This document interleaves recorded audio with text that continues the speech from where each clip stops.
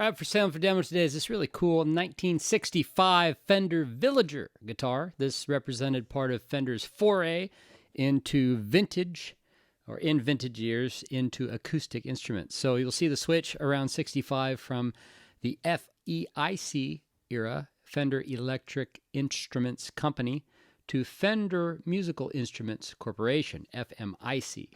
Musical instruments, just a general term as opposed to more narrowly electric instruments, to reflect that they were making, acoustic guitars now. Now, of course, since it's a Fender, it's got, surprise, a bolt-on neck. Not really conventional for an acoustic guitar, but hey, it's what Fender did on all their other guitars, so that's what we're going to do here in our acoustics. So it's a bolt-on neck, and the neck is basically like an electric guitar neck. Really cool 12-string hockey stick style headstock, which you also see on the Fender Electric 12. In fact, this neck is basically the same as what you'll find on the Electric 12, with the exception of this bottom area here, which is rounded to fit that rounded acoustic sound hole.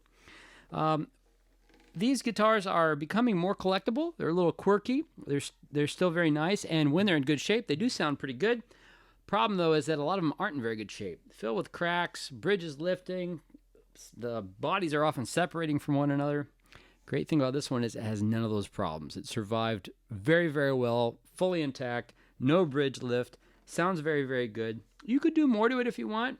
Like you could cut an intonated, compensated saddle. You could put maybe some like bone bridge pins in there. Whatever you want to do. Not necessary, but you could if you wanted. Thankfully, this one survived in very, very nice shape. There's just some finish checking, some dings and scuffs and whatnot along the edges, but nothing too terrible. Back of the neck has a little bit of finish wear in a few places, but again, nothing too bad. Frets are in great shape. The nice thing about these two is that as far as the setup is concerned, it's all fully adjustable. If you want to lower the action, you don't need to do the neck reset. You can actually take the neck off. You just shim it, increase the angle and everything. You don't need to do that here. I've got it dialed in very, very well. The only change of the guitar is the tuners. I've installed some vintage spec correct single line Kluson 12-string tuners there, and to ensure proper tuning stability. It'll ship in a gig bag. Best place for you to buy this guitar, if you're interested, is on my website. If you go to the YouTube channel page, click the link below, just below in the description, you'll find contact info and a link to my webpage.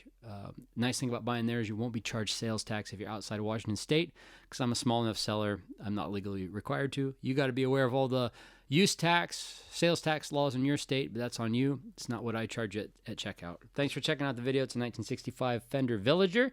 Have a great day.